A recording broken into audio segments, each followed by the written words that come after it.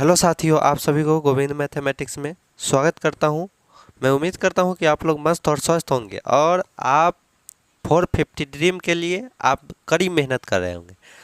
तो उसी में आज हम लोग एक फ्री क्लासेज लॉन्च करने वाले हैं। फ्री क्लासेज में क्या क्या होगी उस सारी चीज़ों के बारे में हम लोग बात करेंगे आज और समझेंगे आखिर 4.5+ का जो ड्रीम है हम लोग का वो कैसे पूरा होगा।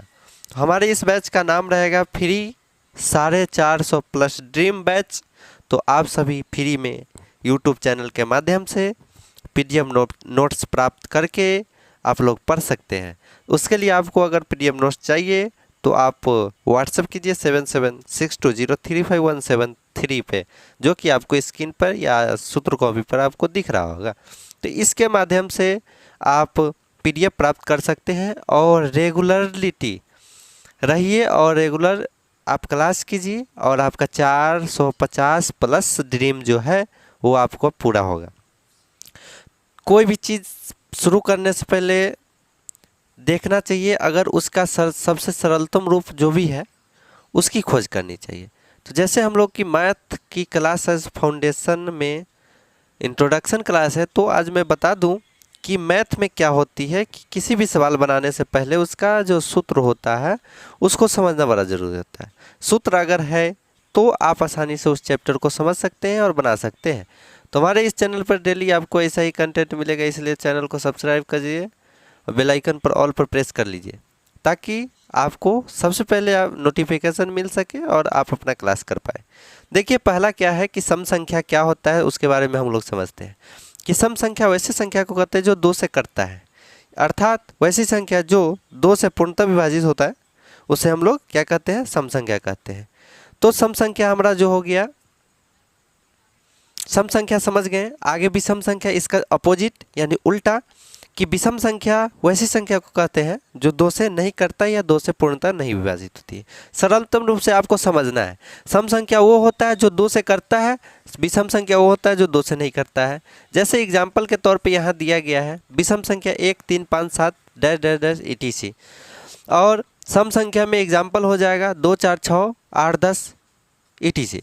और प्रकृत संख्या की बात करें तो तीसरा नंबर में प्रकृत संख्या। तो प्रकृत संख्या किसे कहते हैं उसको हम लोग समझते हैं, 1 से अनंत तक की संख्या को प्रकृत संख्या कहते हैं। और पूर्ण संख्या किसको कहते हैं, तो वैसी संख्या जो 0 से अनंत तक की संख्या को हम लोग क्या कहते हैं, पूर्ण संख्या।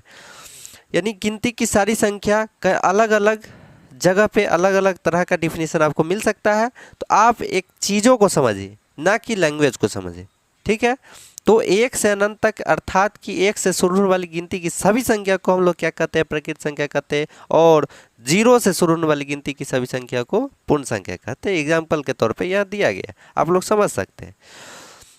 देखिए हमारा ये जो सीरीज है वो 10 से 15 मिनट का सीरीज रहेगा हर एक वीडियो का, और बेहतरीन तरीके से पढ़ाई जाएगी।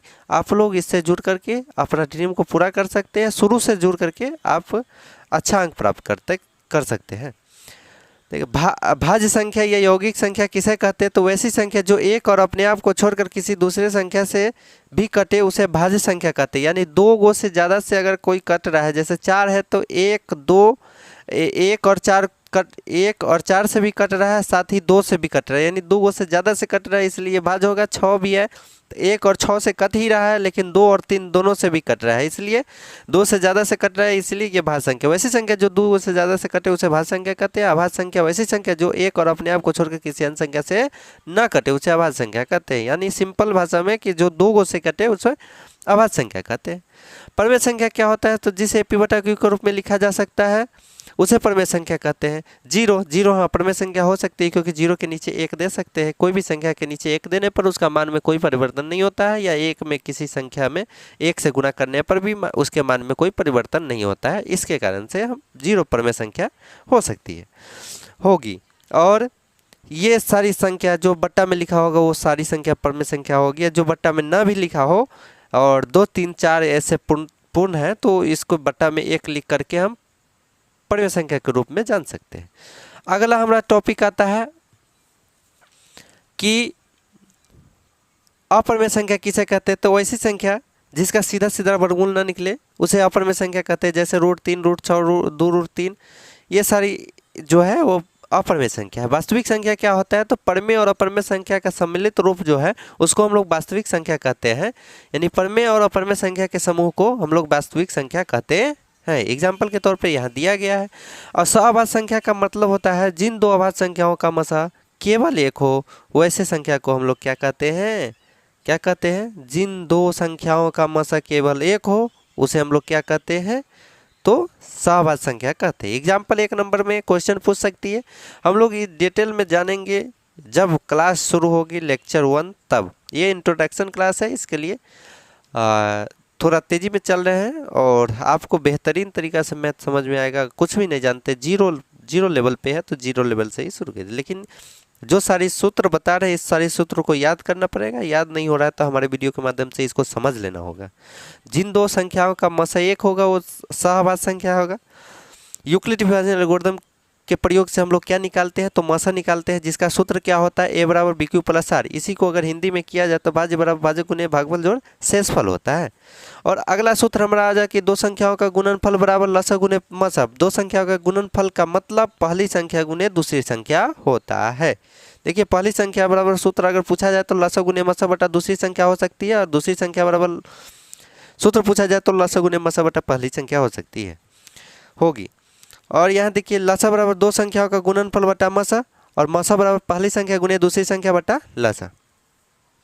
और जब हर को 2 के पावर n गुने 5 के पावर m के रूप में तोड़ा जा सकता है तो वह शांत होगा, अन्यथा अशांत होगा। यानी जो हर में अगर 2 और 5 अगर आ रहा है इस तो वो शांत होगा, और 2 और 5 के पावर में कुछ भी अगर आ रहा है, 2 अगर 5 का पावर में कुछ भी है तो वो शांत है। और इस दोनों के अलावा कोई भी संख्या अगर गुणा में आ रहा है तो वो संख्या अशांत होगा। एग्जाम्पल के तौर पे हम लोग चैप्टर में समझेंगे, जहाँ सारे सूत्रों को लेकर के एग्जाम्पल एक एक समझेंगे और कैसे बनाना है उसको भी समझाएंगे। और बोर्ड परीक्षा में किस प्रकार का क्वेश्चन आता है डायरेक्ट उसको हम लोग 20-20 क्वेश्चन करने वाले हैं। तो इसलिए इस चैनल को सब्सक्राइब कर लीजिए और आपको लास्ट तक ज़रूर जुड़े रहना होगा ताकि आप लोग कर सकेंगे। देखो दो परमेय और दो अपरमेय संख्या के बीच अनगिनत परमेय और अपरमेय संख्या होती है।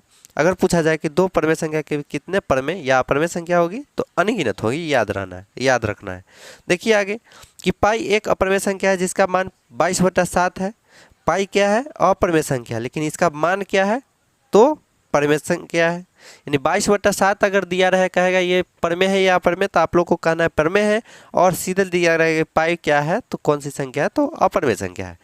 किसी का पावर अगर 0 है तो उसका मान क्या हो जाता है, हमेशा 1 हो जाता है। जैसे 50 के पावर 0 है तो उसका मान भी 1 है, और 5 के पावर 0 है उसका मान भी 1 है। दो लगातार संख्याओं का मसा 1 होगा, जैसे 2, 3 का मसा हमेशा 1 होगा, 4, 5 का मसा 1 होगा, 50, 51 का मसा 1 होगा, 101, 102 का मसा 1 होगा। दो लगातार सम संख्याओं का मसा 2 होगा, जैसे 2 और 4 का मसा 2 होगा, 4 और 6 का मसा 2 होगा, 8 और 10 का मसा 2 होगा।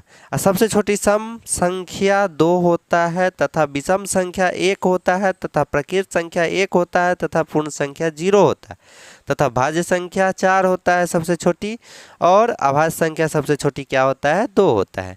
इसको हम लोगों ने समझा। इसमें से कोई एक प्रश्न आपको बोर्ड परीक्षा में आ सकती है, नहीं भी आ सकती है, लेकिन ज़्यादा चांस है कि एक पूछ सकता है, और नहीं तो समझ के रखिएगा, कहीं ना कहीं आपको ये काम देने वाली।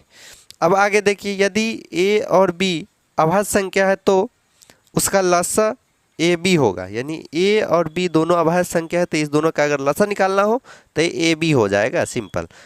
ठीक है, जैसे अगर एग्जाम्पल के तौर पर देखा जाए तो जैसे कि आप अभाज्य संख्या समझ लिए 1 और 3 है, तो 1 और 3 का लसा हमेशा 3 ही होगा, 1 गुने 3। और 3 और 5 का लसा निकालना होगा तो 3 गुने 5 15 हमेशा लसा होगा। समझ में आया। यदि p एक धनात्मक पूर्णांक है तो सम पूर्णांक का रूप 2p, 4p, 6p dash dash etc यानी कई सारे हो सकते हैं, अल्फ़ाबेट कोई भी हो सकता है। यदि p, q, m एक धनात्मक पूर्णांक है तो विषम पूर्णांक के रूप में 4q + 2, 5m + 6, 6, 7p + 2 इस प्रकार से हो सकता है। वास्तविक संख्या को संख्या रेखा पर हम लोग प्रदर्शित कर सकते हैं। तो इस प्रकार से हमारा जो है इंट्रोडक्शन क्लास समाप्त होती है। और आप लोगों को अच्छा लगा तो चैनल को सब्सक्राइब कर दीजिए, वीडियो को लाइक कर दीजिए, अपने दोस्तों में शेयर कीजिए और रेगुलर आइए। शाम के शाम एक वीडियो अपलोड होगी। आप लोग इससे जुड़ के फाउंडेशन बैच जो 450 ड्रीम बैच है वो आपको 450 ड्रीम अचीव करने में आसानी होगी और मैथ में 95+ आराम से ला सकते हैं। धन्यवाद, मिलते हैं किसी नेक्स्ट वीडियो में। तब तक के लिए जय हिंद, जय भारत, वंदे मातरम।